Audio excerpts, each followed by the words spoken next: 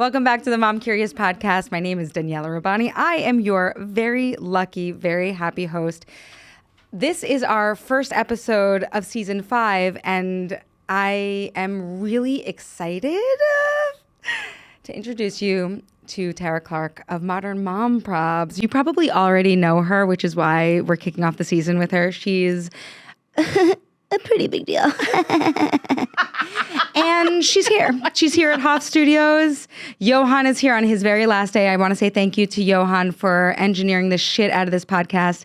Thank you so much. I'm here with Amir, who's taking the reins going forward. And it's a good day in the studio to be with you. Day. I am an excited and happy guest to be with you. Oh my gosh. Well, you're usually the host of your own podcast. Yes. You are a mother, you are an author, and you are a parenting expert with a question mark. Yeah. Is that correct? That's exactly right. So mother to one. He's 12 years old now? 12-year-old son. He's cute. He sometimes graces your stuff. Thank you. Sometimes he does. And I'm really big into asking him consent. So when I do, I say, like, is it cool if we're going to post this? And he says yes. And then anything sponsored, he gets money for, which he likes. Nice. So he's not going to say no to that. Yeah, we all like money. Yeah. Who doesn't? Right?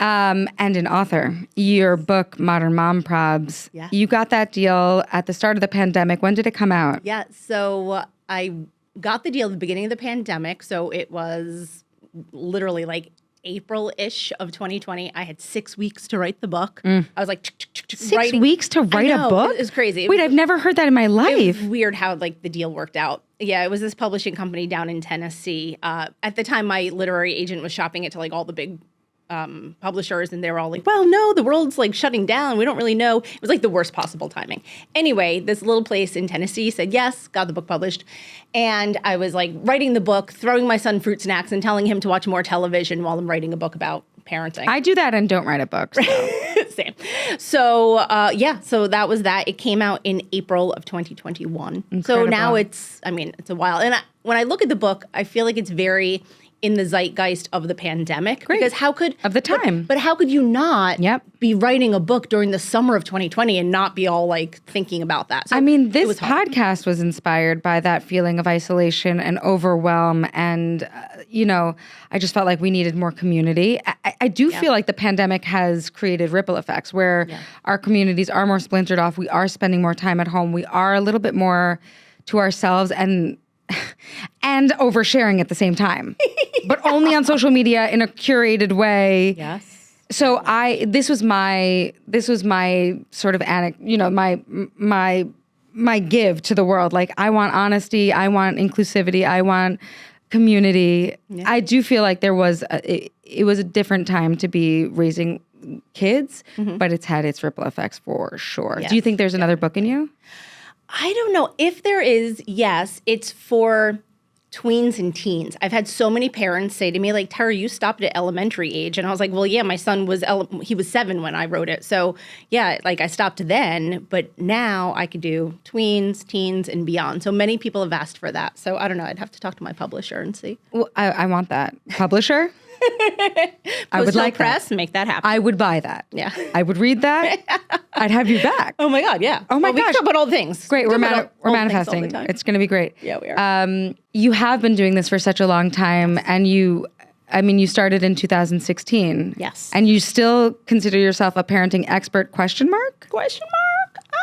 Yes, I do. So I'll give you a little bit of the backdrop. My son was born in 2012, and at the time I worked at Nickelodeon, and I loved working at Nickelodeon. It was like the most talented people. They were creative. They were funny. It was literally the best of the best. And I worked there from 2007 to 2012. When he was born, I was faced with the decision of, do I go back to work full-time or do I stay home with him? And it was a really hard decision. I tried to go back part-time or like hybrid, but in 2012, hybrid didn't even exist yet. So no. I remember like— It barely exists. It barely exists now. I remember like pacing my apartment, and I was on the phone with my boss, who she herself had 2 small children. And I was like, I'd love to go like part-time. And she's like, I'm sorry, it's all or nothing. And I was like, well, it's going to be nothing. And so then I left that and I stayed home with him full time. And when he was 3, there was like a shiny new website called Canva that was just like taking off. And then obviously Instagram was in its infancy. And so February of 2016, I said to my friends and family, I'm going to start an Instagram account about parenting, and I'm going to monetize it. How did you even know you could do that? I didn't really. I really didn't. I still don't know. We were talking earlier on, you really take this content creation business seriously, and you have for such a long time. Yeah. It's like the parenting piece feels interesting to you. You really sink your teeth into it and continue to. Thank you. And you were excited to come here. Of course I am. You know? I'm so excited to spend time with you. Are you kidding? And we met at Ney Harouch's book launch, and her her close circle came together, and you've been such a champion of hers. Yeah. She's been amazing. Such a champion of mine. It's so easy to. Guys, get the Power Pause. Yes. It's an incredible book. Yes, I've been plugging the Power Pause everywhere. Buy the Power Pause. But you are still so interested in this world of parenting. Yeah. Simultaneously, you do take the content creation piece really seriously as a business and as a profession. Mm-hmm.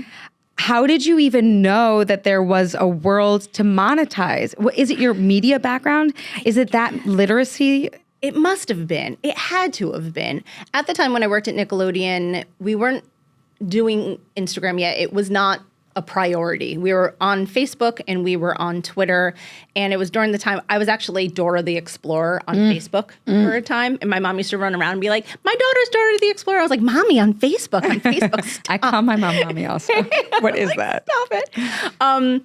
And so, we weren't even doing Instagram. It wasn't a priority at that time. But in early 2016, I was like, I'm going to start this. And at the time, my account was called NYC Mom Probs, because living in New York City, we have different mom problems than other people in other parts of the world. Like taking the subway, taking the bus, getting your kids into really expensive, overpriced nursery school, all of that kind of stuff. Not having enough space. Not having enough space, being stuck in your apartment, going to the park every day. There's a lot that we could go on. That's a whole we're saying is we could go on. Yeah.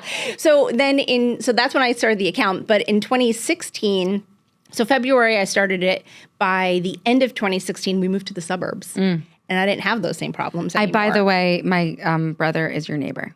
Shut up. He's in Tenafly. He's a Tenafly. I knew it. Everyone's in Tenafly. We were going to move there in the pandemic. We should have. To Cloister. Yeah, come to Cloister. Because it's not close. It's Cloister or Cloister? Cloister. Oh, but maybe the Jersey accent sounds like you're saying Cloister? No, it's Cloister. Like close. Like close-ter. Yes, but on News Channel 12 or New York 12 or whatever, they always say it wrong. And my mom says it wrong because she's disrespectful. It's so disrespectful. It's such a tiny little town. It's a little town. Yeah. It's next to Alpine, Demarest, Englewood, Tenafly, Cresskill, that whole. It's really nice and so close to the city. Anyway. It's great. What are we, real estate brokers? What's happening here? I was going to move there is the thing. So I'm just giving you guys the pitch. If you're going to move to the suburbs. Come to Cloister. Yeah. We like it. Yeah. It's a great area because it's so diverse and it's so multinational and multicultural. Yes. Love that. It's my favorite part. But your problems So we moved to the suburbs, and then I had different kind of problems, and it was early 2017. It was April 2017. I came up with the idea of Modern Mom Probs, flicked the switch, changed the name of the account. It just blew up from there. And then that was it was a bigger... It was reach. It was huge reach, because then everyone's like, "Oh, I have Modern Mom Problems," and then the account just took off. That's after amazing. That point. Yeah, the name change is what did it. But also the perspective change. A little bit. And so what I like to say too is that the account evolved. Like I evolved as a person, as a mother. It used to just be funny parent when it started. It was just like funny parenting memes and a little bit of sap, and then it evolved to my talking about anything that falls underneath the umbrella of a modern mom problem. And I count that from, silly things that we were just saying, like, running to Target, running to Starbucks, all the way to postpartum depression, maternal mental health, pregnancy loss, all of those things. Anything that falls underneath that umbrella is something I'm going to talk about. And so I see that as part of my purview. And that really changed everything. I love that you use your personal experience as a mother to one little boy and still manage to make it universal. Try. That it's not about this little boy, that it's about actually the mothers. Yes. And you've been, I think we can make it a period after the parenting expert. I think it's time. Take the question mark away. And is it because your humility and humor just It's because offers? I'm so self-deprecating, probably. Yeah, but you've done hours and hours of research. You've amplified so many people who have no problem calling themselves parenting experts, you know, psychologists, etc. Yeah, I mean, I've read all of the parenting books. I helped Dr. Becky get her start on Instagram. Stop. Yeah. I want to wait. I need to zoom in on that. Go. Only my closest friends know this story. Your closest friends and are this entire podcast. Yeah. In early 2020, when the pandemic first hit and everybody was home, I remember when she came out. I were collabing a lot, and I was sharing her. I was constantly sharing her posts. I was giving her advice. I was saying, do this, try that. We were doing Instagram lives. She wrote an entire chapter of my book. No. And at that point, I think we literally I think she had it as her name was Dr. Rebecca Kennedy. She didn't even have it as Dr. Becky. This was almost pre-Dr. Becky. Yeah. So I often She became a real media mogul. huge. Yeah. Incredible. In a very short amount of time. But you see how the pandemic really did change the landscape. People really needed her message. They really needed And then now we realize, we still do. Okay. Yeah. We may be out of that, but you still need good parenting advice. Yeah. So what keeps you so interested in this topic? And getting deeper and deeper and deeper into it? Several things. Okay. One, I've always said it right from the beginning, and I've said this 100,000 times. I never intended this to be the Tara Clark show. It was never about me. It is about the modern mom problems. It is about the modern moms. It is about the families. So it's not about me. So as long as it's not about me, it could essentially go on forever, right? Only in the last 3 years have I really peeled the curtain back and been hi, I'm a personality. Hi, I'm a person. This is my book. This is my thing. And I was so hesitant to do that because, like I said, it was never about me. It's about the problems. It's about the topic. It's about everyone else together. So that's one thing. And then two is the amazing people that I meet. Oh, yeah. I do this for you. To meet you, to hang out with you, to hang out with Neha, to hang out with, Dr. Becky, whoever it is. That's what keeps me going is the friendships. What about your community? Do people really open up to you? Are you friends with people in your community at this point? Yes, I would say that I'm probably more friends with content creators in the community that are doing this, but also people that are not content creators. But now I feel there's so many people that are content creators. So it's hard to say, there's hundreds, if not thousands of people that follow me that are also content creators. I mean, you're sort of, people look up, I and others look up to you. It's a real thing. It's a real thing because you've similar to how you did with Dr. Becky. I mean, you understand the strategy of getting good content out. Here's the thing. There's a lot of content that's, being spread all across the internet that is just really harmful. Yeah.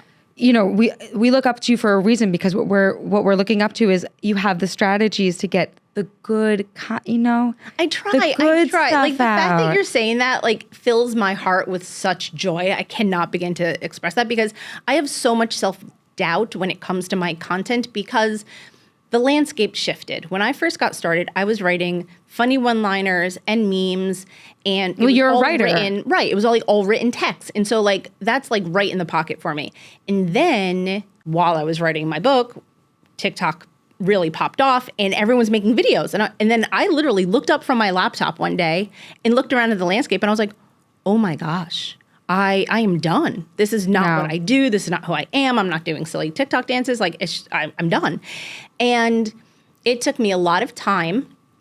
I attended the Mom 2.0 Summit in LA in March of 2022. And I was like, I'm going to pack it in. This is it. I'm looking at the landscape. I was there with my friend Libby Ward. Oh my God. And we all love her so much. I love Libby. She's amazing. She guested on this show and amazing. Amazing. She's amazing. Love Libby. You have great taste in women. I'm lucky. Yeah. I have really awesome friends. I have to say my friends are pretty cool.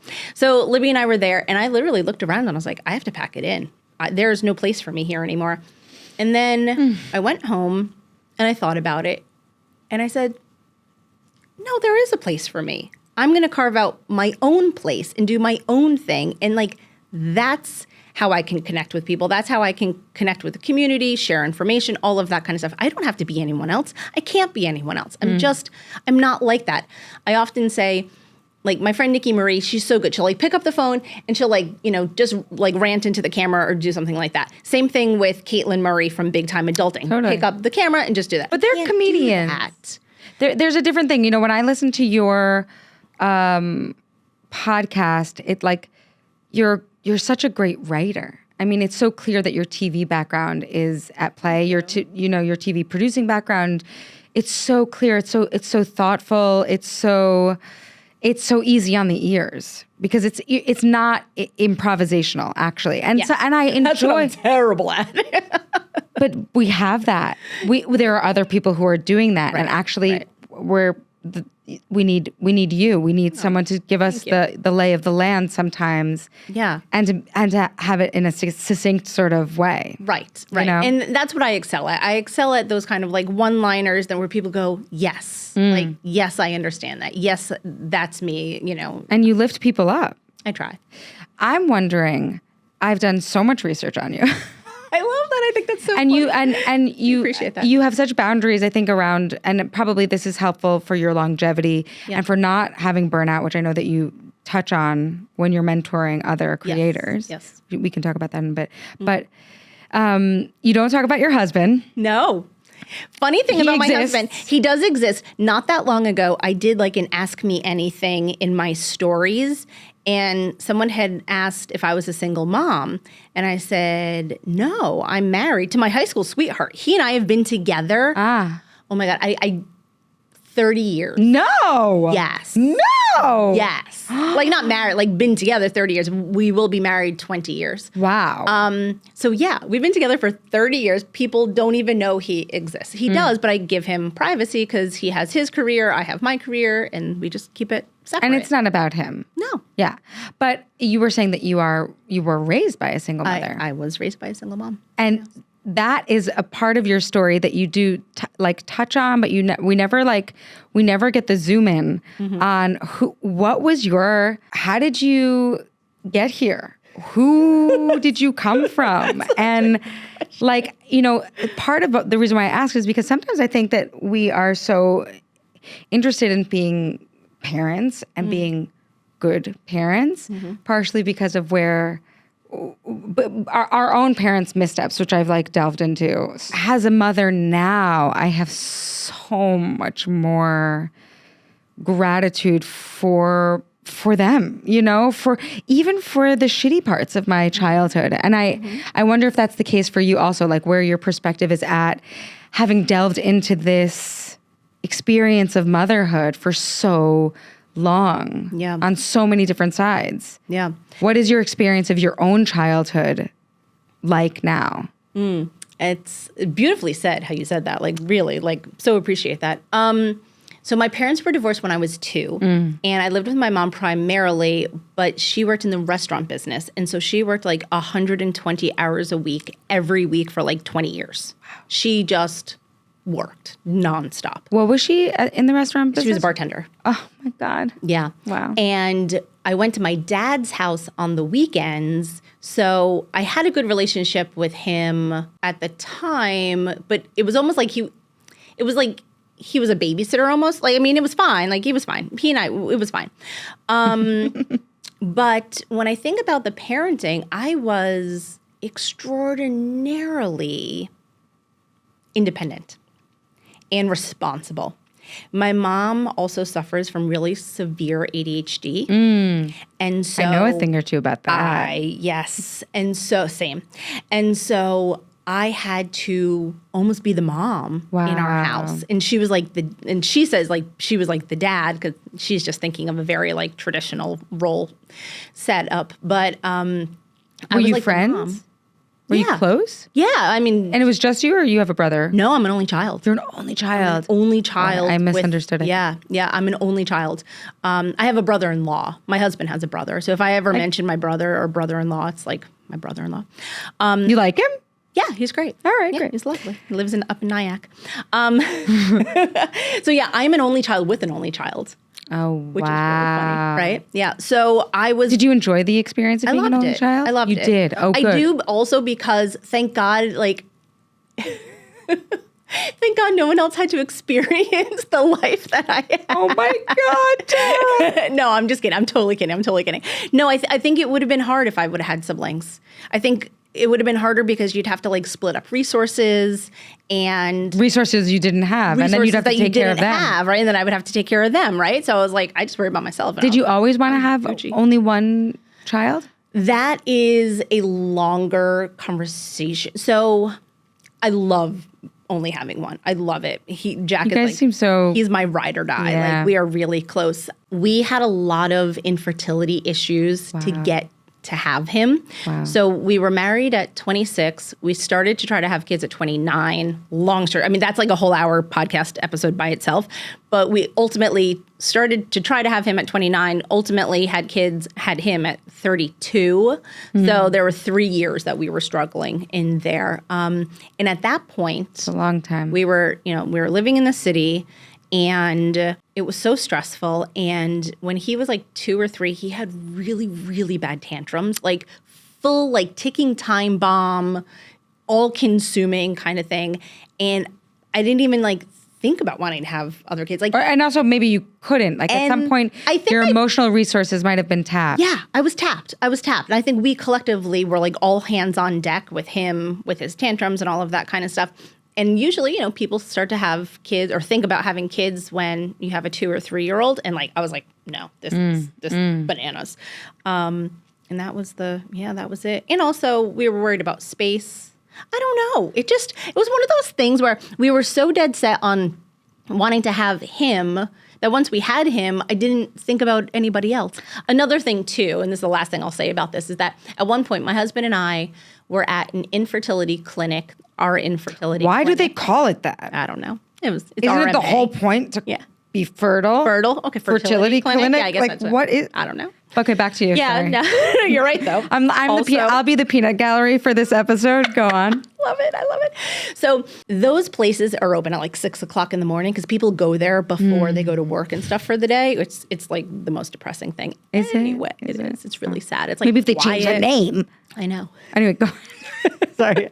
It's about branding, guys. Could you tell I have beef? Go on. Branding. Yes. So one time, my husband and I were there, and we were essentially like pleading with God to say, if we have just this one healthy baby, we will never ask for anything ever again. We will never ask for health or wealth or any of those things as long as we have this one healthy baby. And then you know what? We were blessed with that one healthy baby, and we're like, I'm good. Wow. And that was part of it too. So there was a lot of things that were going on in there. That was our bargain with God, and it worked. And we had a lot of tantrums at 2, so that also played into it. So there was like several reasons why.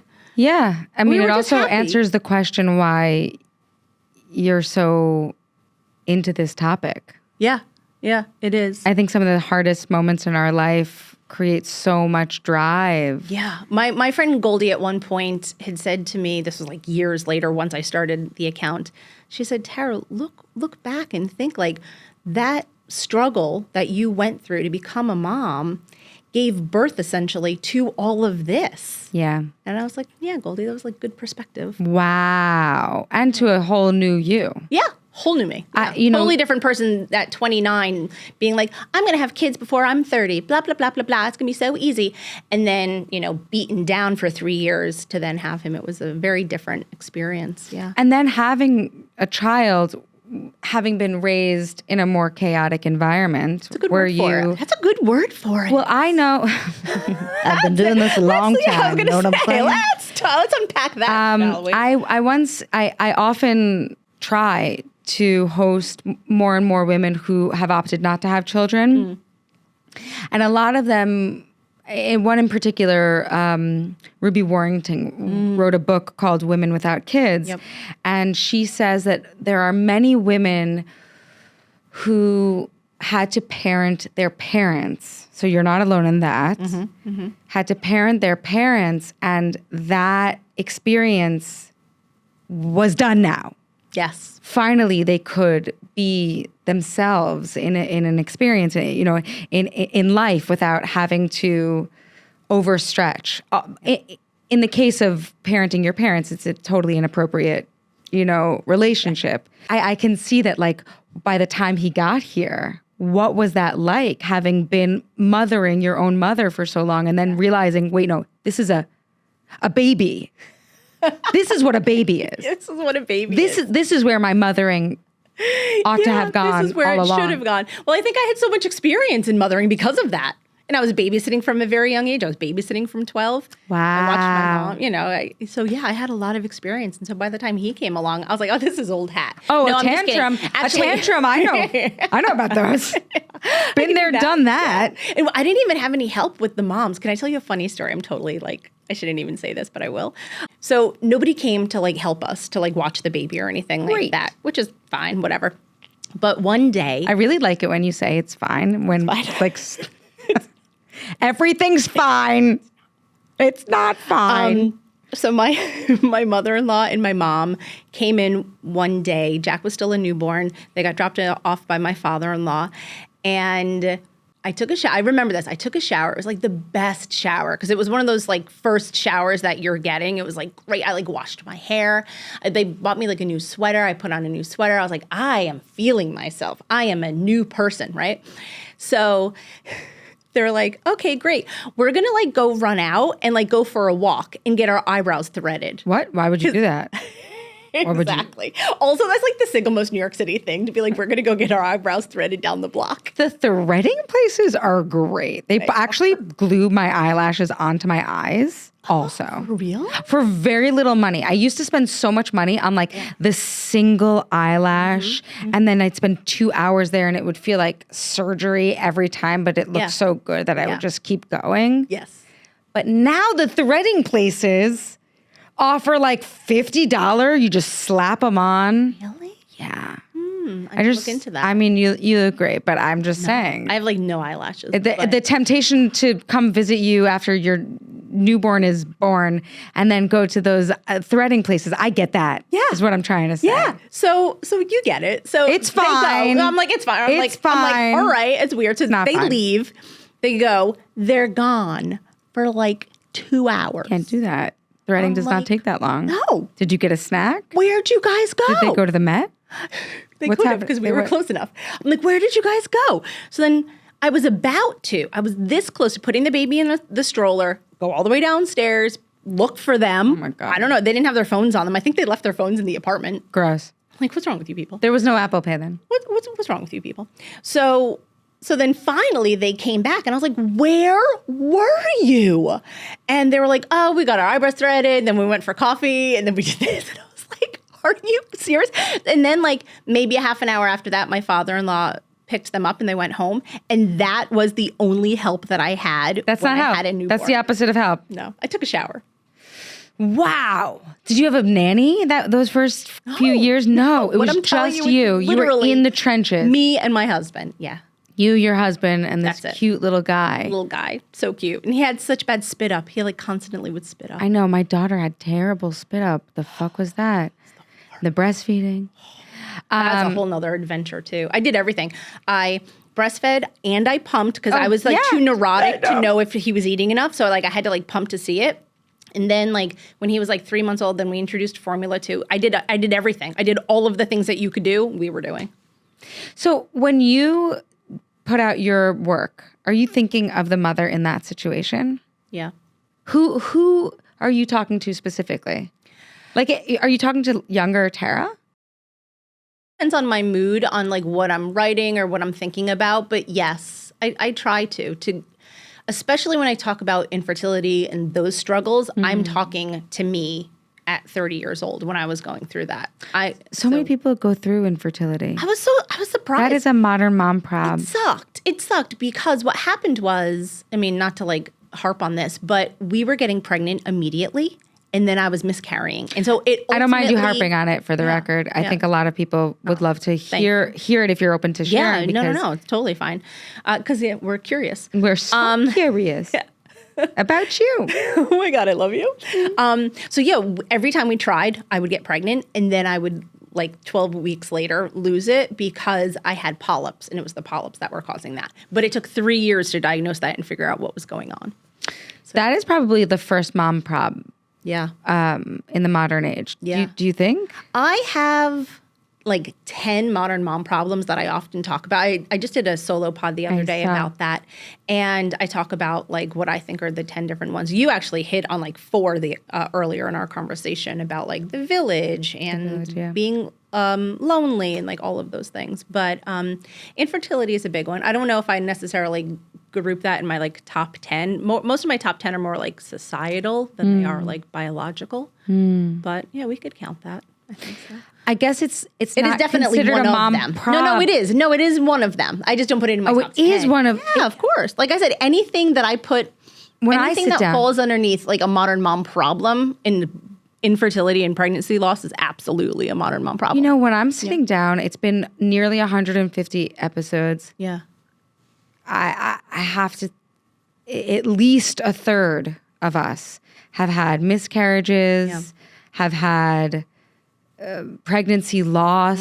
Many of the guests I have ended up either conceiving like in non-traditional ways, you know, through surrogacy, through egg donation, through, you know, sperm IUI donors, or IUI, IVF. I mean, in this room and in this conversation, in this chair, in that chair, yeah, it's wild. I wonder. I'm glad that we're talking about it. I do think that it does bond. Just knowing that that's an issue, I think it has bonded mothers and babies. Yeah, when we were going actually fathers and babies too. Why not? Definitely fathers. I think that parents fathers too. My husband and I were the only people on our team doing that at the time. I did not tell anybody. We did not tell anybody. So we were going through this struggle totally and utterly alone. 15 years ago, I think that was the case. Yeah. I'm so happy now that we have platforms to be able to talk about this, but 15 years ago it was definitely the case, yeah. So I had one miscarriage, and I don't feel like it was a big deal, except that I feel like it was it connected me to so many women who experienced it also. I wasn't ready to be a mother. And I had also known someone who had a miscarriage who told me when she was going through it, I said, I'm so sorry, this is terrible. I didn't have children at the time. Yeah. And she was a nutritionist, and she was very connected to her body. And she said, you know, women would have miscarriages all the time and just think it was a chunky period. And that was my experience. I didn't have to go to the doctor. I knew I was pregnant, but it was so early on. And I think that is the case, that we probably need some practice. Like the body, first of all, we've trained our bodies to not get pregnant. Also that too. For a good long time. Yeah. You spend like the first half of your life not trying to get pregnant. And No, the second trying half to not. Yeah. Very consciously. Trying to not get pregnant, and then the second half of your life trying to get pregnant. Yeah. So I think the body does need like some time to get used to that. Yeah. I Do you think make that eyeballs? If I didn't. A brain? A heart that Toes. beats? With nails. Fingers? I mean. What? It's crazy. Yeah, so I do feel like. I'm sorry, guys. So I do feel like the body does need a second, and probably always did, but we are a lot more in touch with our fertility these days. Yeah. What I actually think, and I this is sort of just a hypothesis, but there was a time I was using a birth control that was a patch. This was like back in like early 2000s, and I think that patch gave me polyps. And I think the polyps is actually what led to. Well, we know the polyps are what led to the miscarriages. So can we sue? I think that there actually. I don't know what happened with that, but I'm pretty sure that there was. We should probably follow up. We probably should. They owe you money. Close the case on this. Yeah, IVF is expensive. That there was. Yeah, we ended up doing IUI. IUI, okay. It was the third IUI, and if that didn't take, then we were going to have to go to IVF. But luckily, knock on wood, the third one took, and then we had Jack, and then that was it. Yeah. Yeah. Okay, so we were talking about basically that you are a cycle breaker, right? Yes. Like you had that experience with your mom. Yeah. Bless her. Yeah. Did her best. She tried. She did. She tried. I like it. I like it when I'm on stage and someone goes to me after the show. They're like, "You were really trying. You had a lot of fun. Wow, were you working hard?" That's when you know. Oh my God, she tried. She tried. No, she did. She No, did. Like I said, I'm totally she joking. worked really hard. Oh my God. So I am so appreciative of that. Yeah. From a parenting perspective, she is very, she's like a child herself, which that goes into like the parenting And the your parent ADHD thing. It really it was a lot. It was I've just been a huge conversation with my husband about like, I'm not irresponsible. Right. You know that like, obviously it's a button. It's a button you just press. I'm not irresponsible. It's so hard. ADHD it's really hard and it really keeps you acting like a fucking baby. It's hard. And when it's hard. Yeah. Yeah. But you don't have that, or you do? I don't. You don't. Ish. No. You like didn't have the luxury. You're like, I'm sorry, there's like way too much of that. I have a house to maintain. No, I'm Yeah. just kidding. No, I don't, but I do have tendencies. Yeah. Let me say it that way. Sure. You know, Oh, that makes you're a sense. creative person. I'm a creative person. I'm easily distracted. Great. I love dopamine. Very distractive. Who doesn't love dopamine? Obsessed with dope. Literally live yeah. my life I have for tendencies. every dopamine hit. Yes. Give me all the dopamine. Like that shirt for me, right? No, your blazer. Yeah. Literally, I'm like, It gives you thank you. life. Just Love this. dopamine dressing. Yes. I'm huge into that. It's actually my like work uniform. So anytime I do anything work related, I wear a super bright color. Oh. Always. Normally, day to day, 9 times out of 10, I'm wearing a sweatshirt and jeans or a sweatshirt and sweatpants 100% of the time. But except for work stuff where I wear the brightest. Can I say? yeah, I said Yeah, the brightest shit you could imagine. Like you'll see. Look me up online. I'm wearing the brightest shit every time. It's really smart, and it does My make work people hot. It really gives a little tiny bit of dopamine. But cycle breaking. Yeah. So is that part of your mission, It is. It is or to is talk this about just these a conversations. sort of whisper Well- that I picked up on? Because I believe myself to be a cycle you are. breaker. Yeah. Yeah. You absolutely are. Also, not even. It's not even specific to my parents. It's like my parents, who I think are gorgeous people. I'm literally obsessed They with tried. them. They tried. They were working really hard. You had a lot of fun up there. Okay, but what I'm saying is, society has changed, and we know more now, and we know more, so we have to. We have do better. do more and do better. Yeah, exactly that. And so if it falls underneath a modern mom problem, I'm going to talk about it. And I think cycle breaking absolutely falls underneath that. And that's why Libby and I have bonded many times about talking about her background and our background. So yeah, I am a cycle breaker. I will talk about that. I think it's important to talk about. What's your favorite mom prob to get into I love that we haven't discussed already? Oh gosh, there's so many. Loneliness is a really big one. Social media comparison is a big one. I also think that loneliness and social media comparison sort of go hand in hand, and screen time. And you mentioned that way back in the beginning of our conversation, but those are sort of interlocking because we tend to like self-isolate at home and we're scrolling our phones. And then when we scroll our phones and we see these other people's like gorgeous lives, and then we feel bad about our lives, and then we're lonely and we need to like have an in-person village and get out and like contact people and reach out and go hang out. And so a lot of those things are all sort of like a web.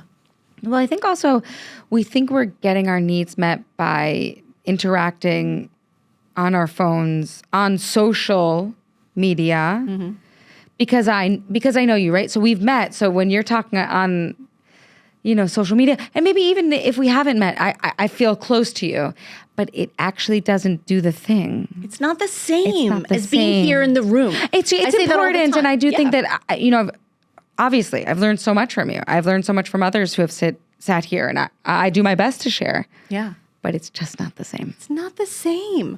I say that all the time. Watching a 7-second video is not the same as sitting on a couch and having a conversation with somebody. It's just simply not the same thing. That's why I love long form. That's why I love stuff like this versus pumping out 7-second reels. You just can't compare. And you actually go and do speeches. I mean, you're flying all the way out to California to like get up on a stage and be in real life. What are you giggling about? I'm like laughing because who goes to California for 24 hours? You.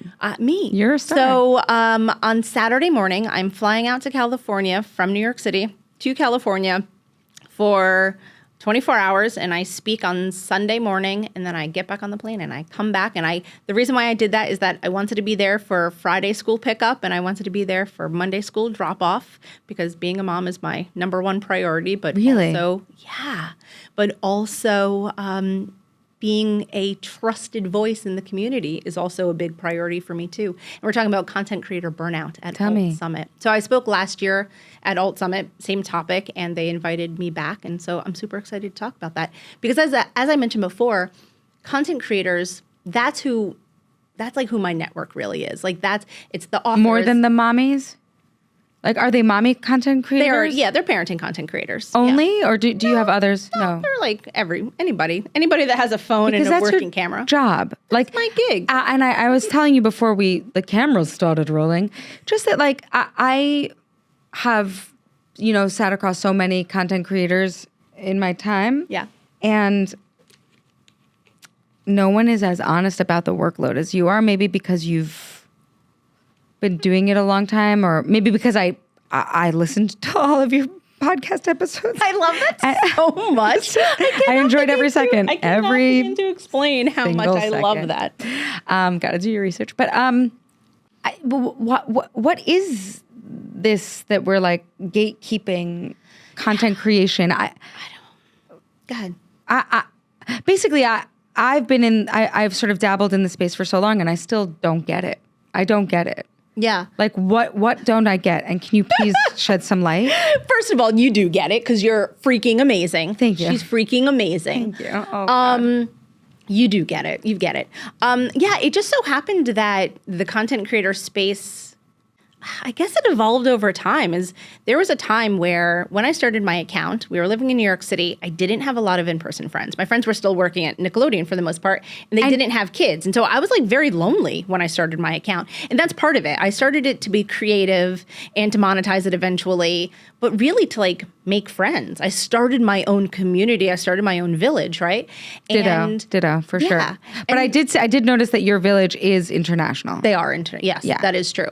And so when I did that, my friends were all over the country, all over the world, and we were like chatting in group chats and this and that. And so my friends are content creators. My closest friends are content creators. And so I thought to myself, how can I help other content creators out there using the experience that I have, that I've seen this landscape from 2016 to 2025. And you've evolved with it. Yeah. I've evolved with it. I've rolled with it. You've grown with it. I've grown with it. Did a podcast. I do speaking. Like, you have a whole business of like rental fashion. Yes, I do. It's called Modern Mom Style It's Box. fantastic. Thank you. It is so smart. But that's part of the content creation game is making sure that you are branching off and doing entrepreneurial endeavors. Is that right? That's and exactly speaking. What it is. Yeah. Okay. All of those things. I think that I would get bored if I was just doing one thing. I know that if I had to just make TikToks for the rest of my life, I'd be so bored. Like only just doing that, like not doing the pods, not doing the other things. And like, is that even sustainable? I guess financially? For many people it is. For many people it is. Yeah. Oh. But for me, like I like to just be doing all the different things. I like to be writing. I like to be on pods. I like to speak. I like to, do the fashion stuff with the Modern Mom Style Box. That's sort of like an equivalent to like a Run the Runway. Oh, it's so good. Yeah, thank you. I had the cutest. Because who has time to wash nice clothes? Right. I had the cutest thing from Scotch and Soda the other day. It was like a leopard skin dress. Oh. I almost thought to wear it, but I wanted a dopamine dress in this. You knew. So. You were like, this girl needs dopamine wherever she can get it. She does. So bad. Yeah, she does. So I just like to mix it up. And like I said, I really like to help the community of content creators. And there's so many people out there now that are doing it, not just parenting content creators, but just people in general. And so I think people need to hear the message talking about burnout, talking about finding your purpose, finding joy. We get so involved in the algorithm hates me, I'm shadow banned, there's so many people doing it now. So then you have to ask yourself, well, why are you doing it? What is your why? What got you here to this point? And it was my friend Gila that we used to do a weekly Friday call. And on that Friday call, she said, what is your why? And that always stuck with me. And so that's what I challenge people with too, is like when you get down on yourself about the algorithm and different things like that, and it's easy to do. Don't get me wrong. Like on my threads, I don't know if you're on threads, but on my threads, people are just complaining about the algorithm all day, every day. And so it really goes back to what is your why? What is your purpose? What brings you joy about this job, about this career? And focus on that, because that's the only thing you can control. You can't control the other stuff. Do you have a team to help you with all of your various... because you still make it to drop off and pick up. I mean... Yes, so that's my most important thing. So I have an editor who does my podcast. I have an assistant who does some administrative things like emails, that kind of stuff. But for the most part, it is me. Not a manager who gets like gigs? Mm-mm. Wow. I was talking to somebody the other day, like an agency, they want to bring me on. And I have many things going on right now in the hopper. So I said to her, like, let me finish these up and then I may sign with you. But I didn't want to like sign with her and then have them take 20% on the stuff that I've already negotiated. That's a real thing. So I was like, hold up. That's like real. So when those other like projects are done, because like right now I'm working with Meta on something. I'm working on Home Chef, like, and I don't want these people to get my Home Chef money. Yeah, that makes sense. Yeah, that's my money. So I may revisit that at that point.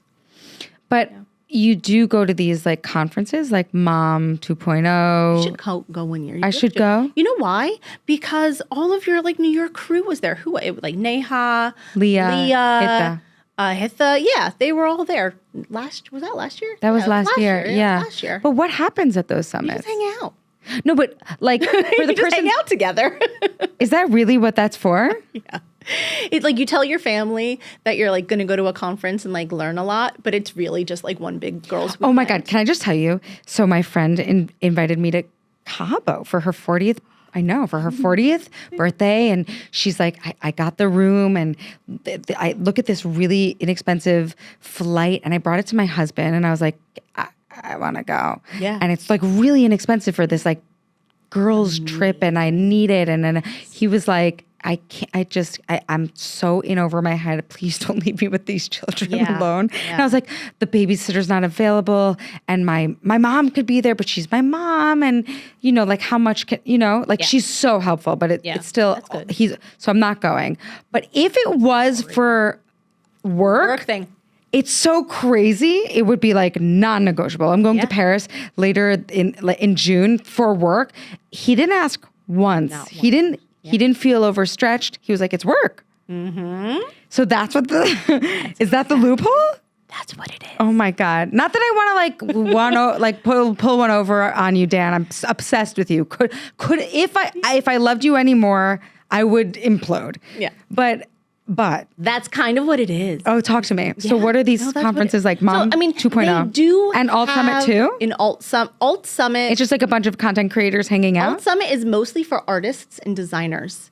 I'm like Definitely not that. Yeah, no, I'm sort of an outlier there, being like a parenting content creator. It's a different vibe. They're like true artists, people who like make like I'm looking at your coffee cup over there that has a design. Like people that make designs for stationery, for like notebooks, like true like artists and designers and that kind. Like visual artists, visual artists, fashion designers, like all that kind of stuff. It's really cool. It's a great vibe. Also, a lot of bright colors and dopamine dressing there. It's in Palm Springs, California, so it's a vibe. Great, it's a vibe. I love a vibe. Yeah, me too. For 24 hours. That's it. Yeah. It's funny. In about 48 hours from now, I will be there for 24 hours. Neha did the same thing recently. She just like got on a plane, spoke at an event, and then got right back on for drop off and pick up. And I have to tell you that I love that you're just as insane as I am. I will literally get on an international flight, a red eye, to be there in the morning. I once got home from Romania after like doing, I did a show. I got on the plane, sat my ass down for, 12 hours, did another show here in New York, woke up in the morning and I was like, oh, guys, I'm home. And then I did a cartwheel that blew out my hamstring for the next 18 months because I wanted so badly to impress my kids. I love you so much. Do you understand? Because I am you. Do you understand what I'm trying to say? We are the same person. All I want is like, I want to be, I like, just like you said, I want to be a beacon of light in my community. I want to be well respected and I want to serve and I want to do my life's work, and I want so badly to like have a good morning with my kids and let them know that I miss them and that I would do anything. I didn't want an extra day, but that hamstring blowout was so real. You got to stretch before that shit. Really funny. So I'm yesterday, oh God, you are making me laugh 4-0, so you know what hard. I'm It's saying? hard. It's hard. It's hard. Yesterday, I went to the venue. So I'm hosting a women's wellness retreat in New Jersey at the end of April. Yes. My partner and I, TH, went to the venue yesterday to do another walkthrough. And she turns to me and she said, Tara, do you want to do cartwheels? To which I said to her, no, I don't feel like blowing out my shoulder for the next 6 months. So it's so funny that you say that. I'm really glad that you had that heads, like that you knew ahead of time that like, I'm sorry, I am creaky. No, I am creaky. I cannot do cartwheels anymore. On a grass, like open lawn like that? No, hell no, I'm not going to Hell do no. that. This is your warning, friend. Yes, don't do the cartwheel. You know better. You know, take care of yourself. You know better, and if you didn't, now you know better. Yes. Okay, we're going back to the content creation part because you're a genius in this field, and and you're open about it. It's helpful for me because I'm thinking about the ideas now that I'm going to be speaking about on Sunday morning. Yeah. Okay, what came to you? No, I don't know. Ask your question, and then I'll go in. Well, just that I wonder like how people break in and how it's a really crowded space now. And so I'm very lucky because I have the privilege of having started when I started. You call yourself a veteran parent, which is hilarious because he's 12. Yeah. But you're a veteran content creator. I really am now, because too. I've been doing this since 2016 and then even at Nickelodeon, even earlier than that. So really is a long time in this space that is. You grew up with the space itself. I definitely did. So I think that's also why Neha was saying that like you don't have a competitive bone in your body because you don't have to fucking compete with anybody, you know what I'm saying? I love you so much. You know, I compete with myself. Great. In a healthy way. In a healthy way, yeah. Not in like a derelict way, but like in a healthy way that I'm trying to be the best version of myself for my family, for my friends, for my community, for the public at large, you know, whatever it is. And I don't see it as competition. I have always have said this, is that the tide rises all boats, rises all the ships. That's why we work together. That's why in the beginning I would share my friends' work and my friends' content. And like we all were building something together. Yeah. And that's how we succeed. Yeah. You know, that's how we thrive, not by gatekeeping and it being a silo. And I think nowadays people are so, what's the word I'm looking for? People get upset about Instagram because there is so much gatekeeping and everyone is working in a silo. And in the beginning, in the early days, we weren't. We were sharing ideas. We were sharing each other's stuff in our stories and all of that. And I think it was more of a community back then than it is now. And so you still have that community. That's the sense that I still have. And you know these people for real. Yeah. So actually, I've met them in person now because of things like Mom 2.0. So Libby and I first met at Mom 2.0 in person. Nikki Marie and I first met at Mom 2.0. Oh my God, the three of you together. Scottsdale. I die. Yeah, we were. That's the thing. Like, we're all together. And Neha and Libby, like, we were all hanging out last year. Right, because you know them as, like, real people. They're not people. like, yeah. That makes sense. So that's why I go to Mom 2.0. It's my one time a year to have all of my content creator friends together in one roof. I'm so bummed because, like, no one's going this year. Like, I'll go. When is it? I'll go now that it's work. Dan, let her go. Yeah. Dan, it actually won't be as cheap as the trip to Cabo. I'm telling you, Dan. I'm sure she had a great deal with it. It was a great deal. Yeah. I'm just saying. This is going to air months after this the fact. I know, it's so funny. It is April 5th. It's the first weekend of April. So it might be too soon. But I love that. So I love what I'm really hearing is that social media actually pops off once you like really get to know people socially for real. That happened for me, you know, in the Jewish space. I feel like I have a lot of support. It's because I know them. Yeah. It's like, okay, I feel like I do also in the mom space because we you know me. Of course. You know me, you trust me, you know, I'm like, if you don't know someone, it's not, why would you Trust them. Why would you trust them? Why would you stick your neck out for them? Why would you amplify them? Only because you don't know them. But I mean, if they have one piece of content that's like so extraordinary, of course you're like, okay, this really makes sense. I want to share it. But if you're like gonna be helpful to another creator, it's so much easier when like you've had a meal together. Yes. When you could like actually look someone in the eye, nod along to what they're saying, like really connect. It's like totally different at that point. Yeah. I think also sometimes it could be as simple as like, when you're commenting, like really commenting like, Yes. First of all, kindly. I think that actually does. Oh, yeah. When I I met Libby on social media, and I think it was because her content resonated so deeply with me at a time where I really just needed to feel seen in that way. Yes. And I told her as much publicly and then in her DMs. Like I really from my heart, and this was, I think, even before I was a podcast host, and I didn't need anything from her. I just wanted her to know that what she was putting out into the world meant a great deal to me. Yeah. And then, of course, she in that way we became friends, and she was happy to be on the show. Mm-hmm. Anyway, you demystified something for me just now. That was actually a breakthrough for me in connecting to like, oh, what has been successful for me in the past as a content creator, and it was just like making friends. Yeah. Because it should be social. It should be. That's the point. It's social media, right? We need to be social. So I love Threads. Threads is like Meta's version of Twitter. Are you on Twitter anymore? No. Sorry. All good. I'm not either. If it says that I am, I'm not. We're not. Sorry.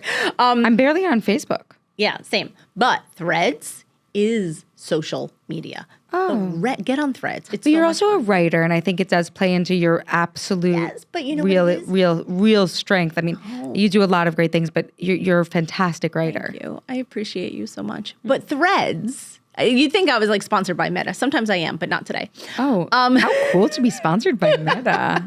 See, I told you she's a big deal. People come for me then if they're like, sponsored by Meta. No.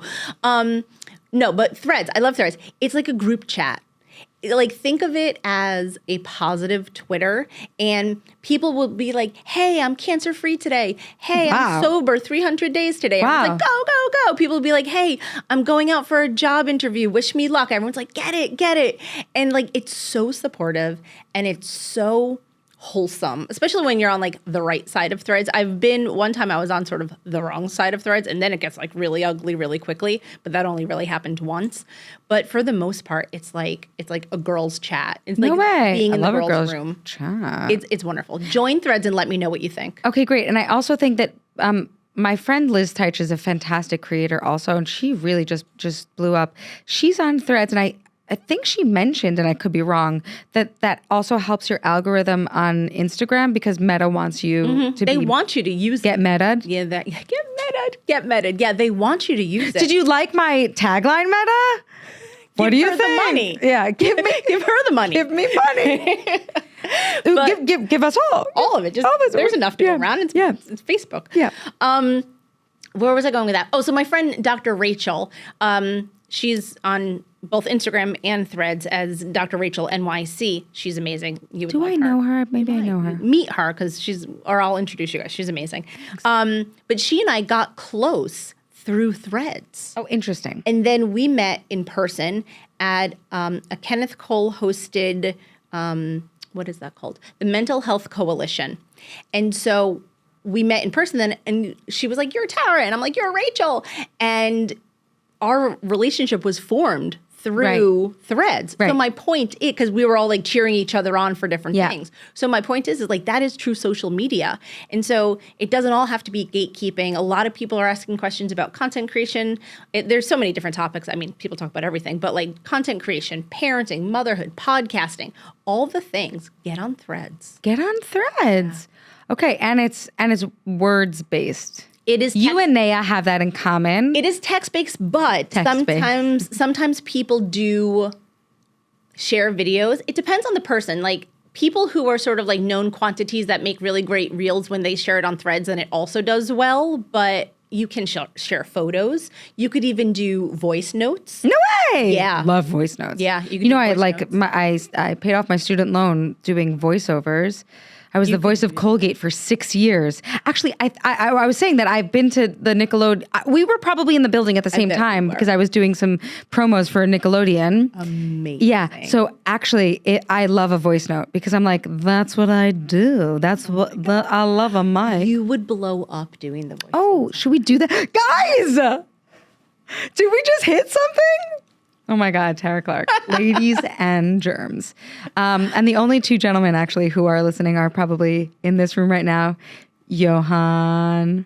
Thank you so much, Johan, for engineering the fuck out of this podcast. Really thank you. Even Very anytime excited for I'm Amir. screeching or laughing like a crazy person, he's hooking it up with No the way. levels. Is he really? Of course he is. We're at Hoff Studios, my friends. I don't know if you know this. He's Do you know not hooking up my levels? He's hooking it all up. Yeah. Okay. How can we get hooked up to you and follow you if we're not already? I bet there are a bunch of people who are listening who just are just happy to like get long form content and to hear you and to know you a little bit better. But for those of us who aren't following already, where can we find you on Threads? I was trying to my mouth, Dan. So follow me on Threads, and actually everything is at Modern Mom Probs, and that's the book is Modern Mom Probs, the podcast is Modern Mom Probs, Instagram Modern Mom Probs, Threads, all the places. Follow. But like, me. don't text her after 3:00 because she's gonna be a pickup. I am going to be a pickup.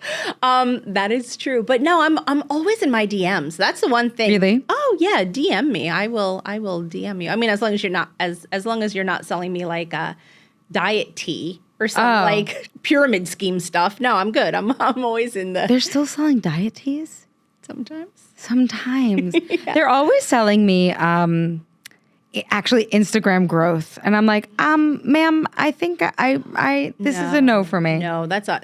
They're also doing that for me too. Oh, okay, good. It's not personal? not just okay, you. great. It's not just I was taking that you. personally. No, don't. I get it all the time. I also get a lot of corn stuff in there. Oh, corn. That's really bad. Wow, like, stop. What, how did they target you? How did they?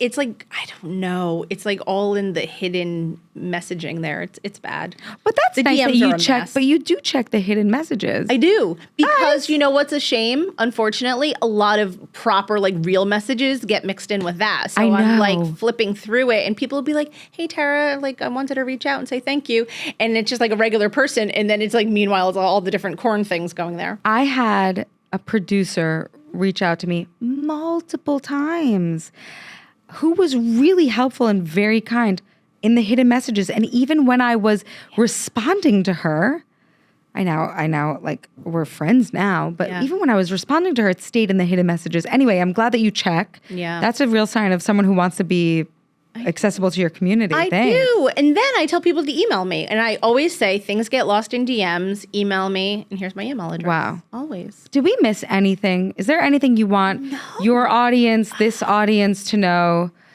Something that they don't know about you from your book, your podcast, your profiles. Is there anything Instagram that and Threads? you want to know that you're like, oh, Tara, I always wondered, are you, I don't know, a cat lover? Yeah. Where'd you grow up? Cats. Morris County, New Jersey. Oh, you're just like a Jersey girl. Oh, I'm Jersey girl okay. through and through. I'm from New Jersey. We lived in the city for 10 years. Then we moved back to Jersey. But I'm from Morris County, lived in the Upper East Side, went to Bergen County. Oh, my God. I know all of those places so well. That's my spot. I went to Villanova University outside of Philly. That's my deal. What's your favorite color? Pink. What's your favorite food? I always say that if I was on death row, my death row meal is a big hamburger, fries, and a Diet Coke. Oh, the Diet Coke of it all is giving vacation vibes. Because also I'm on death row, right? Right. They're going to put me out. Right. And I'm still having a Diet Coke. Yeah, you are. Yeah, I am. There's going to be like mayo to dip the fries in, I hope. I love that. Or like a Chipotle mayo. Oh, so good. We're dying. Yeah. We're gonna. What's your Okay, when I was, meal? I love froyo, like, but a good froyo, like, I would just like let it rip, and just like put your like mouth under it the whole time. The problem with froyo is there's a lot of air in it, and you get a little full too quickly. And I'm like, I need more. Yeah. But I love a froyo, a moment. Do you go to the places and spend $75 on the froyo with the candy and everything? I actually do. Yeah. Yeah. My son and loves also when I was asking you about food, I was envisioning spaghetti and meatballs. I'm very gluten intolerant. And you know what? If I'm dying anyway, just fucking kill me with spaghetti and meatballs inside. For real. Yeah, for real. See, I would not have a vegetable in sight. Absolutely not. I eat vegetables because I have to. Yeah. Not because you're choosing I to. yelled that because you see, It was a visceral reaction. It was a visceral thing. reaction. I eat vegetables because I have to feel good. But if I'm about to die, No, I'm getting like a huge hamburger with a huge thing of fries with be the great. Diet Coke. It's gonna be so See, great. I'm lactose intolerant, so I can't have the froyo. but you could if you're about to get Yeah, axed. I mean, it depends how quickly they would take care of me. So yeah, I guess Right, so. I guess you're right. You don't want a stomach ache. I don't want a stomach ache. Not going right into before. it. You don't Okay, know. what's How your long is it favorite gonna memory of your motherhood experience? We travel a lot as a family, which is really nice. And I don't know if I really properly document it that well on Instagram, Maybe it's not for everyone. but it's not for everyone. And No. I'm pretty private. And we were talking about that like offline before we started. I am pretty good about protecting my privacy. And so I would say traveling. We were recently in Barbados, had an amazing time. I just love being with my family. And even last night, oh no, that was this morning. I don't even know time anymore. This morning, as we were driving my son to school. So my husband and I drive my son to school like together. We like pick up, like we're like inseparable. The three of us are ride or die. We're like Wow. always together. And this morning, driving my son to school, my husband was like, I don't want to go out to dinner with my friend. He's like, I just want to be home with you guys. He's like, I love nothing more than just like being in our sweatpants and being home. And I was like, and my son and I both were like, same dad. Like that's all we ever want to do.